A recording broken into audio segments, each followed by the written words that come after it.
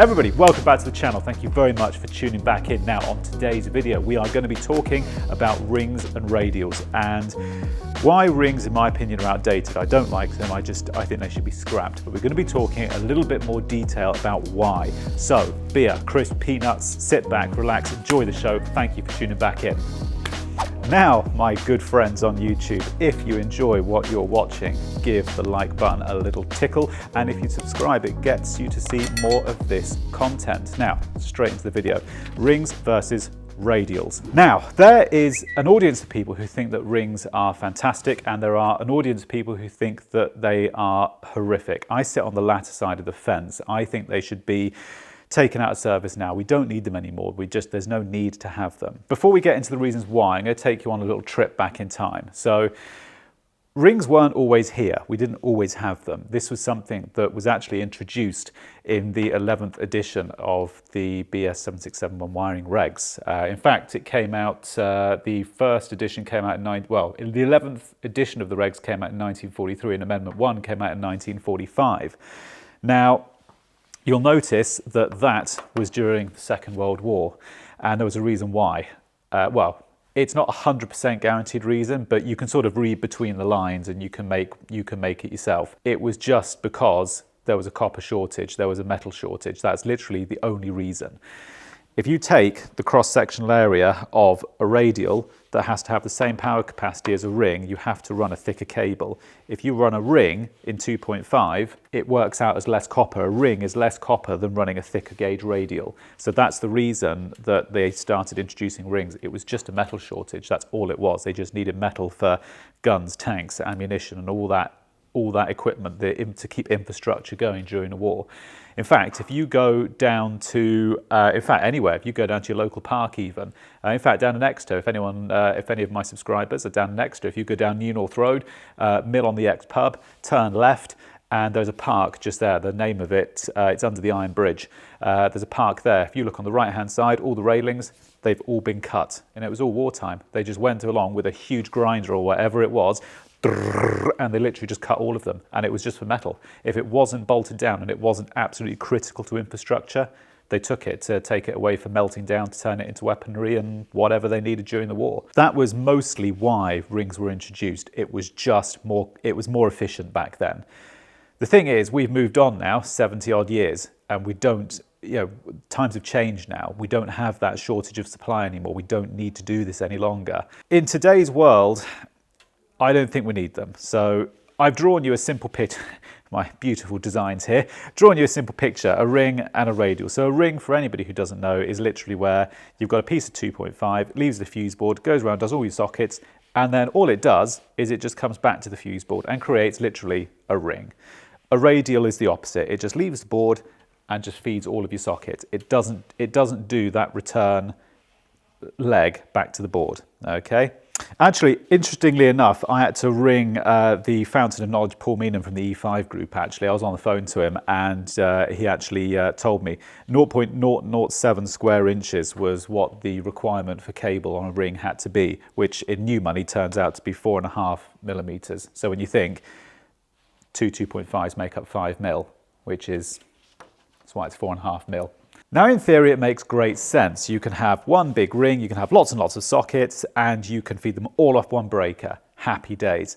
In reality, nowadays, it just isn't as simple as that. The reason why is as follows. In later years, like now, there's a lot of home DIYers and a lot of Bob the Builders and a lot of cowboys and a lot of rogues.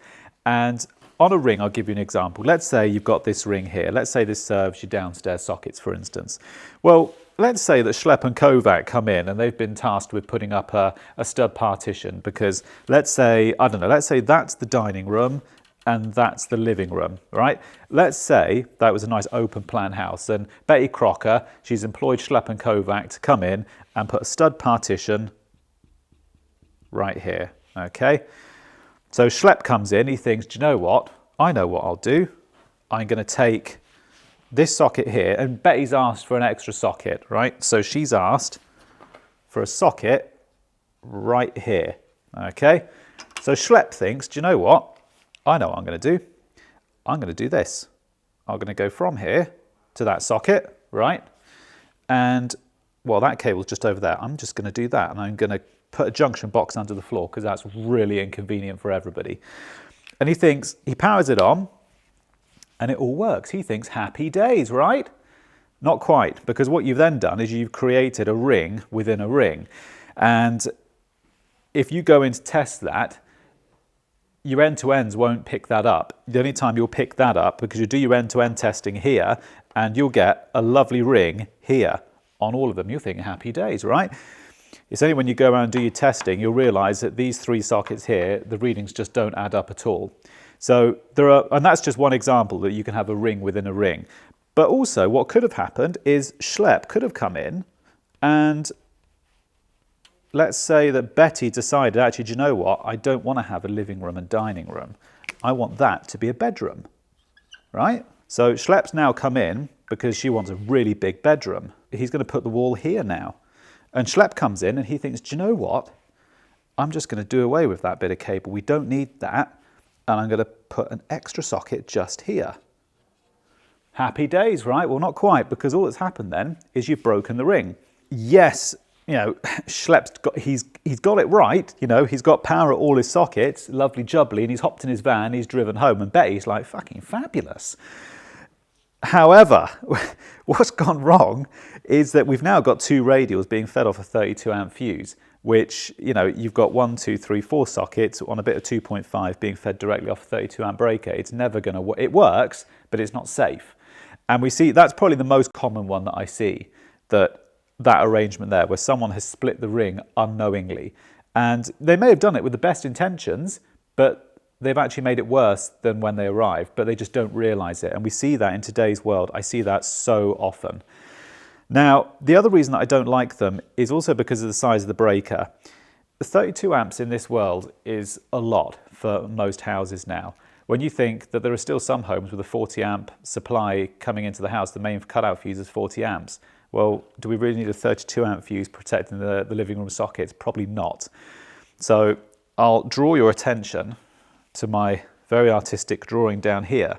In a lot of houses of days gone by, you used to have 3 circuits. In fact, you used to have 5. You had the upstairs lights, downstairs lights, and then upstairs sockets, downstairs sockets, and kitchen sockets. You had 3 rings, and they were all fed on 32s. So you had a 32 up there, 32 down there, and a 32 in the kitchen. Now, I suppose the main question is, do you really need, in today's world, do you really need the bedroom sockets upstairs to be on a 32 amp breaker?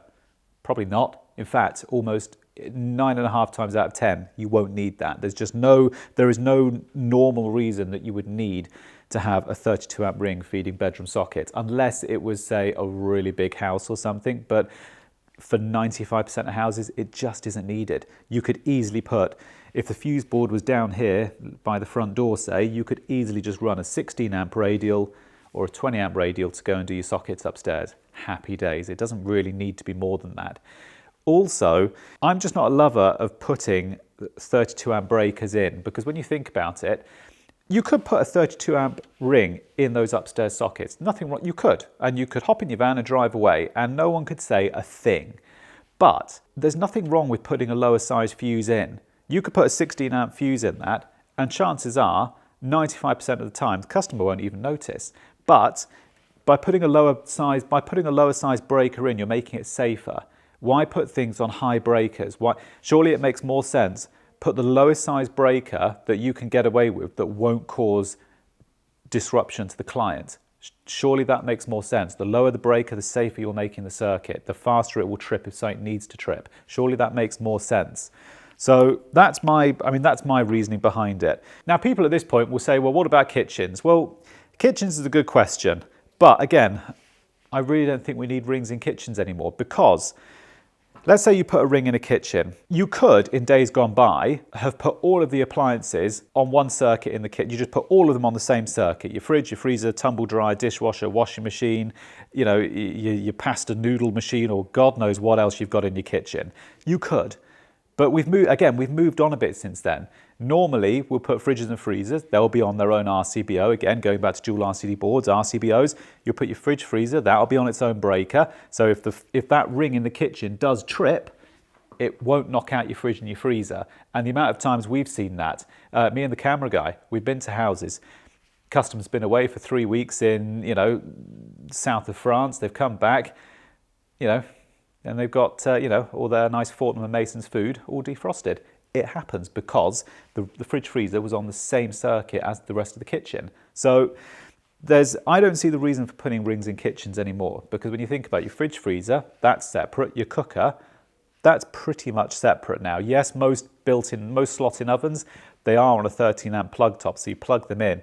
But you could just run that on you just put a 6mm cable to your cooker or a 10mm, and you just have a plug top there. There's no reason why you can't. So your cooker is separate. All that leaves really is your dishwasher and your washing machine and tumbler. Well, ideally you'd have those on a separate circuit as well. So it does beg the question, you're taking all of these things out. So your need to have a 32 amp ring is pretty minimal now, you know, when you think about it. All you've got really is your countertop plugs. That's really all you're serving. So you could just put a 20 amp radial in. And the amount of times I've walked into houses, 20 amp radials, customers don't even realize it. They don't, because it doesn't give them any grief. If the circuit is if you properly work it out, there's no real need to do it. So I mean, again, you can do it. There's nothing to say you can't. It's just, there's no real need to do it anymore, in my opinion. But anyway, now there is one advantage of rings over radials, and it's this.